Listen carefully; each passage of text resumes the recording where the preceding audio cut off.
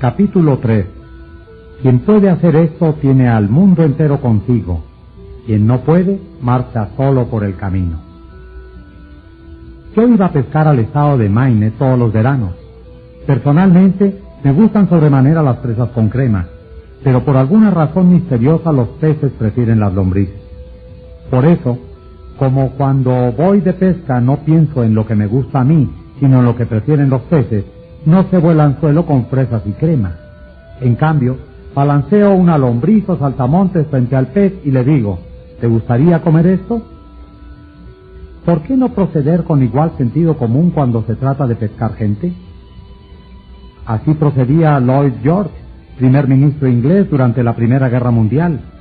Cuando alguien le preguntó cómo había conseguido continuar en el poder después de que todos los demás jefes de la guerra, Wilson, Orlando, Clemenceau, habían desaparecido en el olvido, respondió que si se podía atribuir su permanencia en la cumbre a alguna cosa, esa era probablemente el hecho de que había aprendido que era necesario poner en el anzuelo el cebo capaz de satisfacer al pez.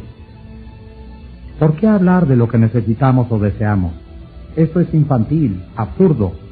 Claro está que a usted le interesa lo que necesita o desea. Eso le interesa eternamente, pero a nadie más le interesa. Los demás son como usted o como yo, les interesa lo que ellos desean o necesitan. De modo que el único medio de que disponemos para influir sobre el prójimo es hablar acerca de lo que él quiere y demostrarle cómo conseguirlo. Recuerde esa frase mañana cuando trate de lograr que alguien haga algo. Sí, por ejemplo, ¿no quiere usted que su hijo fume? No le predique y no hable de lo que usted quiere. Muéstrele, en cambio, que los cigarrillos pueden impedirle formar parte del equipo deportivo del colegio o ganar la carrera de 100 metros. Es bueno recordar esto, ya sea que se trate con niños o con terneros o con monos. Por ejemplo, Ralph Waldo Emerson y su hijo trataron un día de meter una ternera en el establo, pero cometieron el error común de pensar solamente en lo que querían ellos. Emerson empujaba y su hijo tironeaba, pero el ternero hacía como ellos, pensaba solamente en lo que quería. Atiezó las patas y se negó empecinadamente a salir del prado. Una criada irlandesa vio la dificultad en que estaban sus amos. No era capaz de escribir ensayos ni libros, pero al menos en esta ocasión mostró más sentido común que Emerson. Pensó en lo que quería el ternero, puso un dedo maternal en la boca del ternero y lo dejó que chupara y chupara mientras lo conducía lentamente al establo. Todos los actos que ha realizado usted desde que nació se deben a que quería algo. ¿Y aquella vez que entregó una donación a la Cruz Roja? ¿No es esa una excepción a la regla? Hizo una donación a la Cruz Roja porque quería prestar ayuda, porque quería realizar un acto hermoso, altruista, divino. Cuanto lo has hecho para uno de los menores de mi rebaño, lo has hecho para mí. Si no hubiera querido usted alentar ese sentimiento más de lo que quería guardar el dinero, no habría hecho la contribución. Es claro que puede haberla efectuado porque le avergonzara negarse o porque un cliente le pidió que la hiciera, pero lo cierto es que lo hizo porque quería algo. El profesor Henry A. Overstreet, en su ilustrativo libro Influenciando el comportamiento humano, dice: la acción surge de lo que deseamos fundamentalmente, y el mejor consejo que puede darse a los que pretenden ser persuasivos, ya sea en los negocios, en el hogar, en la escuela o en la política, es este. Primero, despertar en la otra persona un fuerte deseo. Quien puede hacerlo tiene al mundo entero consigo. Quien no puede, marcha solo por el camino. Andrew Carnegie, el pequeñuelo escocés empobrecido que comenzó a trabajar con una paga de 2 centavos por hora y finalmente donó $365 millones, aprendió en sus primeros años que el único medio de influir sobre la gente es hablar acerca de lo que el otro quiere. Fue a la escuela durante 4 años solamente y, sin embargo, aprendió a tratar con los demás. Para ilustrar, su cuñada se hallaba preocupadísima por sus 2 hijos, que estudiaban en Yale, pues tan ocupados estaban en sus cosas que no escribían a casa y no prestaban atención a las frenéticas cartas de la madre. Carnegie ofreció apostar $100 de que conseguiría una respuesta a vuelta de correo, sin pedirla siquiera. Alguien aceptó el reto, Carnegie escribió entonces a sus sobrinos una carta chacotona en la que mencionaba como al pasar en una postdata el envío de $5 para cada sobrino, pero no adjuntó el dinero. A vuelta de correo llegaron respuestas que agradecían al querido tío Andrew su atenta carta y ya sabe usted el resto. Otro ejemplo de persuasión proviene de Sam Novak, de Cleveland, Ohio, un participante de nuestro curso. Una noche, Sam volvió a casa del trabajo y encontró a su hijo menor, Tim, pataleando y gritando en el piso de la sala. Al día siguiente debía empezar el jardín de infantes y ahora protestaba diciendo que no iría. La reacción normal de Sam habría sido ordenarle al niño que fuera a su cuarto y recomendarle que se hiciera a la idea de ir de todos modos. No le habría dejado alternativa, pero al reconocer que esto no ayudaría a Tim a iniciar con la mejor disposición su carrera escolar, Sam se detuvo a pensar: si yo fuera Tim, ¿qué podría gustarme en el jardín de infantes? Junto con su esposa hicieron una lista de todas las cosas divertidas que haría Tim, como pintar con los dedos, cantar canciones, jugar con amigos nuevos, etc. Después pasó a la acción. Todos empezamos a pintar con los dedos en la mesa de la cocina. Mi esposa Lil, mi otro hijo Bob y yo mismo. Y nos divertimos mucho. Al poco rato asomó Tim a espiar. De inmediato nos rogó que lo dejáramos participar. Oh, no. Tienes que ir al jardín de infantes a aprender a pintar con los dedos. Con todo el entusiasmo que pude reunir, seguí adelante con la lista, hablándole en términos que pudiera entender, explicándole todo lo bueno que haría en el jardín de infantes. A la mañana siguiente fui el primero en levantarme. Bajé y encontré a Tim profundamente dormido en el sillón de la sala. ¿Qué estás haciendo aquí?, le pregunté. Estoy esperando a ir al jardín de infantes. No quiero llegar tarde. El entusiasmo de toda la familia había despertado en Tim la ansiedad por iniciar las clases, mucho más de lo que podría haberlo hecho la más persuasiva de las conversaciones. Mañana querrá usted persuadir a alguien de que haga algo. Antes de hablar, haga una pausa y pregúntese: ¿cómo puedo lograr que quiera hacerlo? Esa pregunta impedirá que nos lancemos impetuosamente a hablar inútilmente de todos nuestros deseos.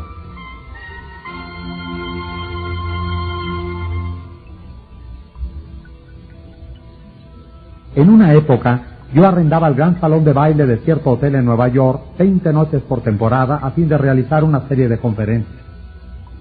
Al comenzar una temporada, se me informó repentinamente que tendría que pagar casi el triple de alquiler. Esta noticia me llegó después de impresas y distribuidas las entradas y hechos todos los anuncios. Naturalmente, yo no quería pagar ese aumento, pero ¿de qué me valdría hablar a la gerencia del hotel de lo que yo quería? Solo les interesaba lo que querían ellos. Un par de días más tarde fui a ver al gerente. Quedé algo sorprendido cuando recibí su carta, dije, pero no me quejo. Si yo hubiera estado en su situación, es probable que habría escrito una carta similar. Su deber como gerente del hotel es realizar todos los beneficios posibles. Si no procede así, lo despedirán, como es lógico. Pero tomemos un papel y escribamos las ventajas y desventajas que resultarán para el hotel si insiste en este aumento de alquiler. Tomé entonces una hoja de papel, tracé una línea por el medio y encabecé una columna con la palabra ventajas y la otra desventajas. Bajo el título de ventajas escribí estas palabras: salón de baile libre. Luego dije: tendrán ustedes la ventaja de quedarse con el salón de baile para alquilarlo para bailes y convenciones. Es una gran ventaja, porque esas funciones le rendirán mucho más dinero del que puede conseguir con una serie de conferencias. Si comprometen el salón por 20 noches en el curso de la temporada, es casi seguro que perderán algunos negocios muy provechosos. Ahora, agregué, consideremos las desventajas. Primero, en lugar de aumentar sus ingresos por lo que yo les pague, verán ustedes que disminuyen. En realidad, los van a perder del todo, porque no puedo pagar el alquiler que me piden. Me veré obligado a efectuar esas conferencias en algún otro local. Hay además otra desventaja para ustedes. Estas conferencias atraen multitudes de personas educadas y cultas. Se trata, pues, de una buena propaganda, ¿verdad? Lo cierto es que si gastaran ustedes $5,000 en anuncios periodísticos, no conseguirían atraer al hotel tanta gente como la que viene a estas conferencias. Esto vale mucho para el hotel, ¿verdad? Mientras hablaba, escribí estas dos desventajas bajo el título correspondiente y entregué la hoja de papel al gerente diciéndole: deseo que estudie cuidadosamente las ventajas y las desventajas que van a resultar para el hotel de esta decisión y que después me haga conocer su resolución definitiva. Al día siguiente recibí una carta en que me informaban que mi alquiler aumentaría solo en 50% en lugar del 300%. Recuérdese que obtuve esa reducción sin decir una palabra de lo que yo quería. No hablé más que de lo que quería el hotel y cómo podría lograrlo. Supongamos que yo hubiese procedido en la forma humana, natural, que hubiese entrado violentamente en la oficina del gerente para decirle: ¿qué es esto de aumentarme el alquiler en 300% cuando sabe que ya se han impreso y repartido a las entradas y efectuados todos los anuncios? 300%. Absurdo. No lo voy a pagar. ¿Qué habría ocurrido entonces? Sencillamente que habría comenzado una discusión y ya se sabe cómo terminan las discusiones. Aunque yo hubiese convencido al gerente de su error, su orgullo habría hecho difícil que cediera. Veamos uno de los mejores consejos que jamás se han dado en cuanto al arte de las relaciones humanas. Y hay un secreto del éxito, dijo Henry Ford, reside en la capacidad para apreciar el punto de vista del prójimo y ver las cosas desde ese punto de vista, así como del propio. Tan bueno es el consejo que quiero repetirlo. Y hay un secreto del éxito, reside en la capacidad para apreciar el punto de vista del prójimo y ver las cosas desde ese punto de vista, así como del propio. Es tan sencillo, tan evidente, que cualquiera debería apreciar a primera vista la verdad que encierra. Sin embargo, el 90% de la gente de la Tierra lo ignora el 90% de las veces. ¿Un ejemplo? Estudie las cartas que llegan a su escritorio mañana por la mañana y verá que casi todas ellas violan esta norma de sentido común. Veamos esta carta, escrita por el jefe del departamento de radio de una agencia de publicidad que tiene sucursales en todo el continente. Esta carta fue enviada a los gerentes de las estaciones locales de radio en todo el país. He fijado entre paréntesis mis reacciones ante cada párrafo. Señor fulano de tal, ciudad de cual, Indiana, 46070. Estimado señor fulano, la compañía tal desea conservar su posición como principal agencia publicitaria en el terreno radiotelefónico. ¿A quién le interesa lo que desea su compañía? A mí me preocupan mis problemas. El banco va a ejecutar la hipoteca sobre mi casa. El jardín está lleno de plagas. El mercado de valores bajó ayer. Perdí el tren de las 8:15 esta mañana. No me invitaron anoche al baile de los Pérez. El médico me dijo que tengo mucha presión arterial y neuritis y caspa. Y bien, ¿qué ocurre? Llego esta mañana a la oficina, preocupado, abro mi correspondencia y me encuentro con un señor engreído que, desde Nueva York, se dedica a cacarear sobre lo que desea su compañía. Si se diera cuenta de la impresión que hace esta carta, abandonaría el ramo de la publicidad y se dedicaría a criar ovejas. Los contratos nacionales de publicidad de esta agencia fueron el baluarte de la primera cadena radiotelefónica. En los años sucesivos hemos ocupado en todas las estaciones más tiempo publicitario que cualquier otra agencia. Son ustedes ricos y poderosos y están en la cima, ¿verdad? ¿Y qué? A mí no me interesa para nada que sean ustedes tan grandes como la General Motors o la General Electric y el Estado Mayor del Ejército, todos juntos. Si usted, señor, tuviera un asomo de sentido común, habría comprendido que a mí me interesa cuán grande soy yo y no ustedes. Toda esa charla sobre sus enormes triunfos me hace sentir pequeño y carente de importancia. Deseamos atender a nuestros clientes con la última palabra sobre información relativa a estaciones radiotelefónicas. Ustedes desean, ustedes, borrico, no me interesa lo que usted desee, ni lo que desea el presidente de los Estados Unidos. Escuche de una vez por todas, me interesa lo que yo deseo, y de eso no ha dicho usted una sola palabra en toda la carta. Se servirá a usted, por lo tanto, poner a la compañía tal en su lista de preferencia para el envío de informaciones semanales sobre su estación, todos los detalles que pueden resultar útiles para una agencia de nuestro carácter. ¿Lista de preferencias? ¡Qué desfachatez! Me hace sentir insignificante con toda esa referencia a su grandeza y luego me pide que ponga a la compañía en la lista de preferencias, sin emplear siquiera una cortesía al pedirlo. Una pronta contestación de esta carta, con todos los últimos datos de esa estación, será mutuamente beneficiosa. Estúpido. Me envía usted una circular barata, una copia mimeografiada que se reparte por el país entero como las hojas de otoño, y tiene la osadía de pedirme, cuando estoy preocupado por la hipoteca y el jardín y mi presión, que me siente a dictar una nota personal en respuesta a su circular mimeografiada y que la responda pronto. ¿Qué es esto de pronto? ¿No sabe usted que yo estoy tan ocupado como usted? O al menos me gusta pensar que lo estoy. Y ya que estamos en esto, ¿quién le dio derecho a impartirme órdenes? Dice usted que será mutuamente beneficiosa. Al fin empieza usted a ver mi punto de vista, pero de todos modos no me explica cómo puede ser beneficioso para mí.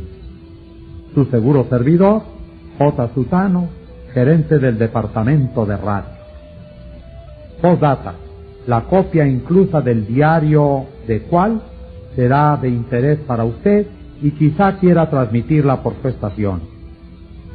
Finalmente, allí a lo último, en una postdata, menciona usted algo que puede ayudarme a resolver uno de mis problemas. ¿Por qué no empezó su carta por allí? Pero es inútil.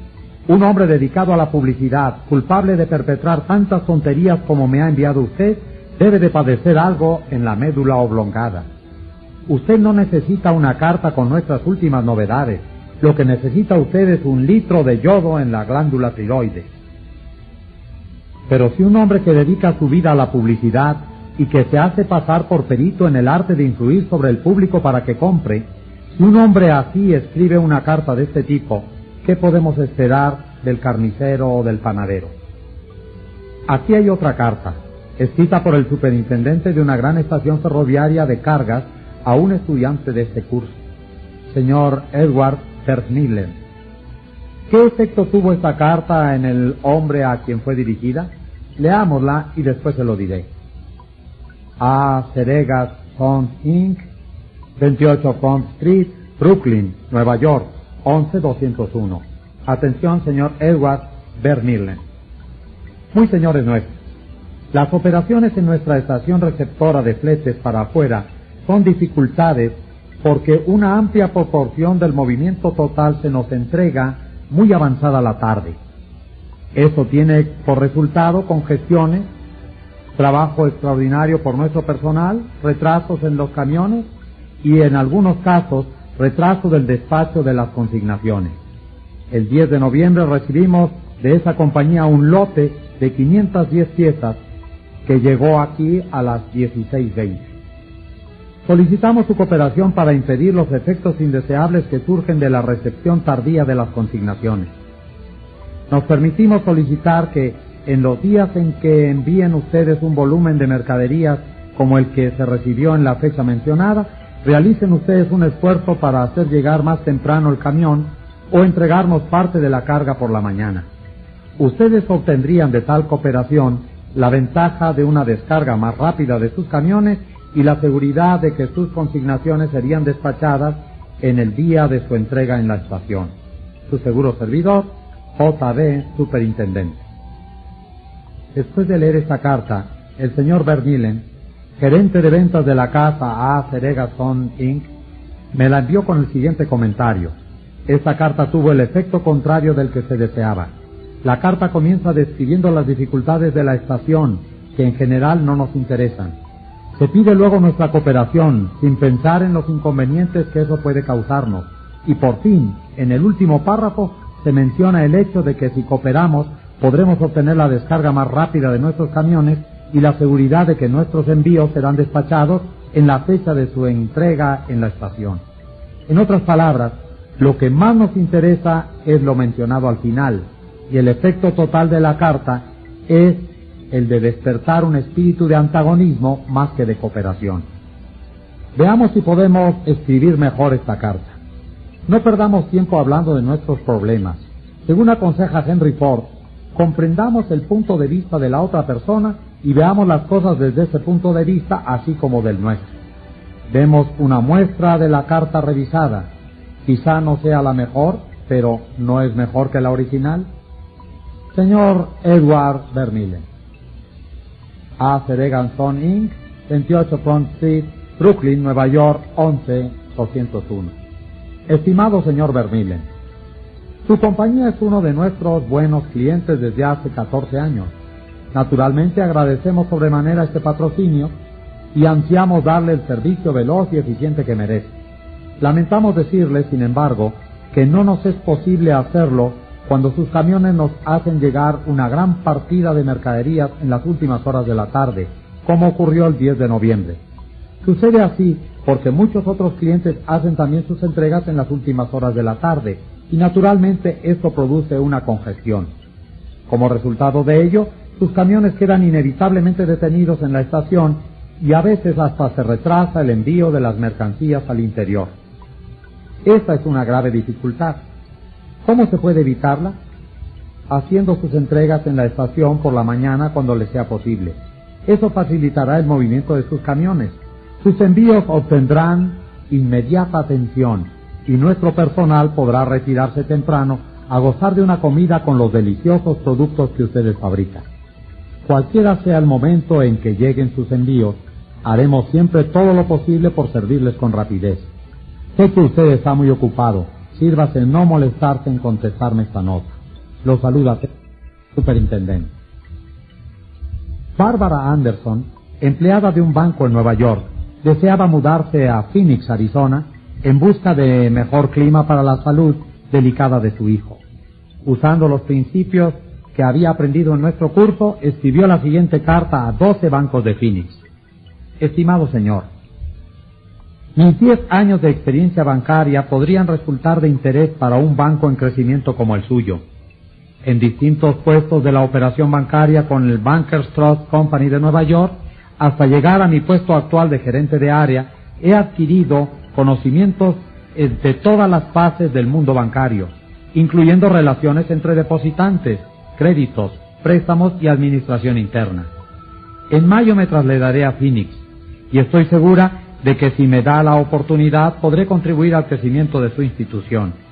Llegaré a esta ciudad el 3 de abril y le agradeceré que me permita mostrarle cómo puedo ayudarle a su banco a alcanzar sus objetivos. Sinceramente, Bárbara L. Anderson. ¿Recibió alguna respuesta a esta carta la señora Anderson? 11 de los 12 bancos la invitaron a presentarse para una entrevista y posteriormente tuvo para elegir entre diversas ofertas de empleo. ¿Por qué? Porque la señora Anderson no les comunicó lo que ella quería. Les escribió exclusivamente sobre cómo podía hacerles de utilidad a ellos. Se concentró en los deseos de los bancos, no en los suyos. Miles de vendedores recorren hoy las calles, cansados, decepcionados, sin buena paga. ¿Por qué? Porque solo piensan en lo que ellos quieren. No comprenden que ni usted ni yo queremos comprar nada. Quisiéramos, saldríamos a comprarlo, pero a usted y a mí nos interesan siempre resolver nuestros problemas, y si un vendedor puede demostrarnos que sus servicios o sus productos nos ayudarán a resolver nuestros problemas, no tendrá que esforzarse por vendernos nada, ya lo compraremos nosotros. Y un cliente desea creer que él es quien compra, no que hay quien le vende. Sin embargo, muchos hombres se pasan la vida como corredores de venta sin ver las cosas desde el punto de vista del cliente. Por ejemplo, yo viví durante muchos años en Forest Hill, pequeña comunidad de casas particulares en el centro del distrito de Nueva York.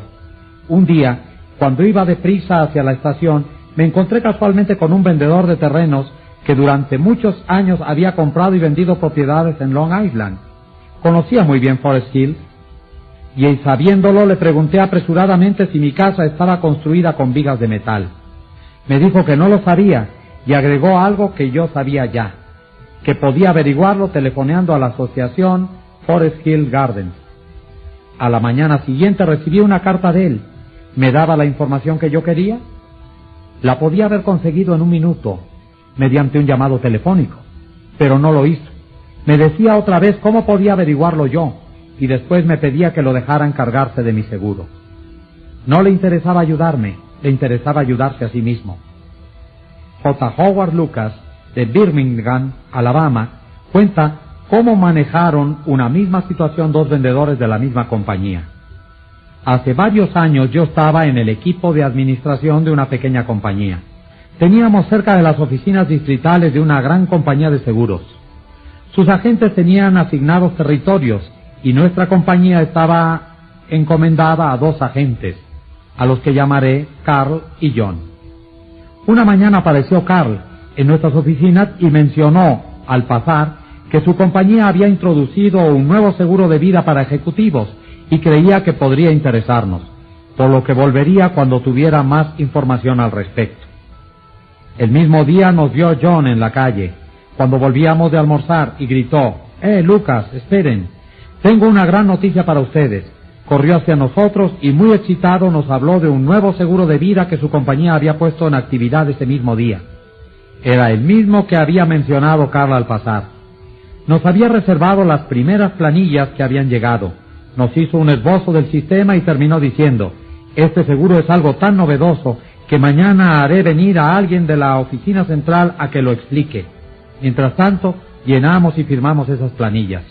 Así él tendría material más sólido para dar sus explicaciones.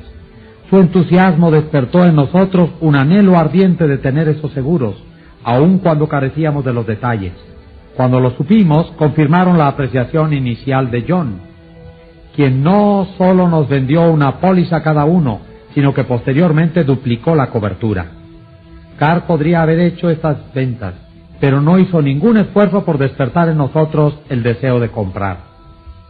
El mundo está lleno de personas egoístas, aprovechadoras, de manera que los pocos individuos que sin egoísmo tratan de servir a los demás tienen enormes ventajas. No hay competencia contra ellos. Owen D. Young dijo: el hombre que se puede poner en el lugar de los demás, que puede comprender el funcionamiento de la mente ajena, no tiene por qué preocuparse por el futuro. Si por leer este libro gana usted una sola cosa, una creciente tendencia a pensar siempre según el punto de vista de la otra persona y ver las cosas desde ese ángulo, si usted consigue tan solo eso de este libro, bien podrá decir que ha subido un peldaño más en su carrera. Ver desde el punto de vista de la otra persona y despertar en esa persona un deseo ferviente de algo no debe confundirse con manipular a esa persona de modo que haga algo en detrimento de sus propios intereses. Ambos partidos deben salir ganando en la negociación. En las cartas al señor Vermeulen, tanto el remitente como el receptor de la correspondencia ganaron al implementar lo sugerido. Tanto el banco como la señora Anderson ganaron gracias a la carta de ella, porque el banco ganó una empleada valiosa y la señora Anderson un buen empleo. Y en el ejemplo de la venta del seguro que hizo John al señor Lucas, ambos ganaron con la transacción. Otro ejemplo en el que ganan todos usando este principio de despertar un interés viene de Michael E. Whedon, de Warwick, Rhode Island, que es vendedor distrital de la empresa Shell Oil. Mike quería llegar a ser el vendedor número 1 de su distrito, pero había una estación de servicio que se retraía en sus servicios. La administraba un hombre anciano, a quien era imposible motivarlo para que aseara y pusiera en condiciones la estación. Estaba en tan mal estado que las ventas declinaban significativamente. Este administrador no quiso prestar oídos a ninguna de las súplicas de Mike para jerarquizar la estación de servicio. Después de muchas exhortaciones y discusiones privadas, en ninguna de las cuales obtuvo el menor resultado, Mike decidió invitar al anciano a visitar la estación de servicio Shell más nueva en el territorio. El hombre quedó tan impresionado por las instalaciones de la nueva estación que cuando Mike lo visitó la vez siguiente, la suya estaba limpia, pintada y las ventas habían vuelto a subir. Esto le permitió a Mike alcanzar su tan ansiado puesto de número 1 en su distrito. Todas sus súplicas habían fallado, pero al despertar un anhelo en el administrador, al mostrarle una estación de servicio moderna, logró su objetivo y ambos se beneficiaron. Casi todos los hombres van al colegio y aprenden a leer a Virgilio y a dominar los misterios del cálculo sin descubrir jamás cómo funciona su mente. Por ejemplo, yo daba una vez un curso sobre oratoria para los jóvenes graduados en diversos colegios que entraban como empleados de la empresa Carrier Corporation, la organización que refrigera edificios y que instala aire acondicionado en todas partes. Uno de los estudiantes quiso persuadir a los demás de que jugaran al básquetbol, y este fue más o menos su argumento. Quiero que ustedes vengan a jugar al básquetbol. Me gusta jugar, pero las últimas veces que fui al gimnasio no había bastantes muchachos para organizar un partido. 2 o 3 nos pusimos a arrojarnos la pelota uno al otro y quedé con un ojo negro. Deseo que ustedes vengan conmigo mañana por la noche. Quiero jugar al básquetbol. ¿Habló acaso de lo que querían los demás? A nadie le gusta ir a un gimnasio al que nadie va, ¿verdad? Los otros no se interesaban por lo que deseaba este mozo y no querían salir con un ojo negro. ¿Pudo haber demostrado que al ir al gimnasio los demás obtendrían algo que querían? Es claro. Más actividad, mejor apetito, cerebro más despejado, diversión. Repitamos el sabio consejo del profesor Overstreet. Primero, despertar en la otra persona un franco deseo. Quien puede hacerlo tiene al mundo entero consigo. Quien no puede, marcha solo por el camino. Uno de los estudiantes que asistía a mi curso se hallaba preocupado por su hijito. El niño estaba muy flaco y se negaba a comer lo debido.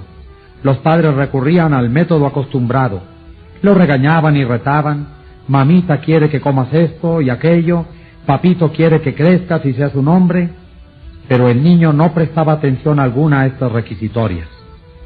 Quien tenga un adarme de sentido común no puede esperar que un niño de 3 años reaccione según el punto de vista de un padre que tiene 30. Pero era eso precisamente lo que esperaba el padre. Resultaba absurdo. Por fin lo comprendió y se dijo, ¿qué quiere este niño? ¿Cómo puedo vincular lo que yo quiero con lo que quiere él? Era fácil. Una vez que se puso a pensar, su hijito tenía un triciclo en el que le gustaba pedalear por la acera, frente a su casa. Unas casas más lejos vivía un matón, un niño algo mayor que le quitaba el triciclo al niñito y empezaba a pedalear. Naturalmente, el niñito corría hasta su madre, que tenía que ir a quitar el triciclo al matón y devolverlo a su hijito. Esto ocurría casi todos los días. ¿Qué quería, pues, el niño? No se necesitaba ser Sherlock Holmes para saberlo. Su orgullo, su ira, su deseo de sentirse importante, las emociones más fuertes en su composición mental, le instaban a la venganza, a dar un buen puñetazo en la nariz al matón, y cuando el padre le dijo que algún día podría cerrar los ojos del matón a puñetazos si comía las cosas que la madre le recomendaba, cuando el padre le prometió esto, ya no hubo problema dietético. Aquel niño comía espinacas, coles, cualquier cosa, a fin de poder castigar al matón que tantas veces lo había humillado. Después de resolver este problema, el padre encaró otro. El niño tenía la mala costumbre de empapar la cama. Dormía con su abuela. Por la mañana la abuela se despertaba, tocaba la sábana y decía, «Mira, Johnny, lo que hiciste anoche». «No», respondía el niño, «yo no fui, fuiste tú». Retos, castigos, intentos de avergonzarlo, reiteración de que la madre no quería que hiciera eso, por ningún medio se conseguía tener seca la cama. Entonces se preguntaron los padres, ¿cómo podríamos hacer que este niño quiera dejar de mojar la cama? ¿Qué era lo que quería el niño? Primero quería usar pijama, como el papito, y no un camisón, como la abuela. La abuela se estaba hartando de los inconvenientes nocturnos, de manera que de muy buen grado ofreció comprar unas pijamas para el niño, siempre que se corrigiera. Segundo, el pequeño quería una cama para él solo. La abuela no se opuso. La madre lo llevó consigo a una mueblería de Brooklyn, guiñó un ojo a la vendedora y dijo, «Aquí hay un caballerito que desea hacer unas compras». La vendedora hizo que el niño se sintiera importante. «Joven, ¿qué cosas desearía ver?». Se irguió el niño en toda su altura y contestó, «Quiero comprar una cama para mí solo». Cuando le mostraron la camita que la madre quería que comprara, la vendedora lo supo por un guiño de la madre y persuadió al niño de que era la cama que debía comprar.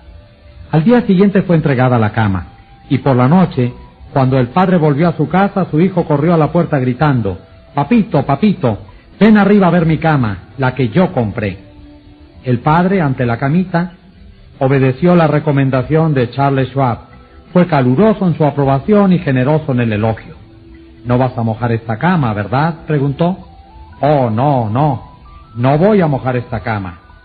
El niño cumplió la promesa, porque su orgullo estaba en juego, era su cama. Él, y solo él la había comprado, y ahora usaba pijama como un hombrecito. Quería portarse como un hombre, y así fue. Otro padre, K.T. Dutchman, ingeniero telefónico, no podía conseguir que su hijita de 3 años de edad comiera lo debido en el desayuno. Los regaños, pedidos, promesas de costumbre fueron inútiles. Los padres se preguntaron entonces, ¿cómo podemos hacer para que quiera comer? La niñita gustaba imitar a su madre, sentirse grande. Una mañana la sentaron en una silla y la dejaron que preparara su desayuno. En el momento psicológico, el padre entró en la cocina, donde la niña preparaba su comida, y la pequeña le dijo, «Mira, papito, estoy haciendo el cereal esta mañana». Comió 2 porciones de cereal esa mañana, sin que nadie se lo pidiera, porque estaba interesada personalmente. Había satisfecho su sentido de la importancia, había hallado en la preparación del desayuno un camino para expresar su yo. William Winter señaló una vez que la expresión del yo es la necesidad dominante en el carácter humano. ¿Por qué no hemos de recurrir a la misma psicología en los negocios? Cuando tenemos una idea brillante, en lugar de hacer que la otra persona piense que es nuestra, ¿por qué no dejarle que prepare esa idea por sí mismo? ¿Cómo preparó el desayuno aquella niñita? Entonces considerará que esa idea es suya, le gustará y quizás se sirva 2 porciones. Recordemos, primero despertar en el prójimo un franco deseo. Quien puede hacerlo tiene al mundo entero consigo, quien no puede marcha solo por el camino. Regla 3. Despierte en los demás un deseo vehemente. En pocas palabras, técnicas fundamentales para tratar con el prójimo. Regla 1. No critique, no condene ni se queje. Regla 2. Demuestre aprecio honrado y sincero. Regla 3. Despierte en los demás un deseo vehemente.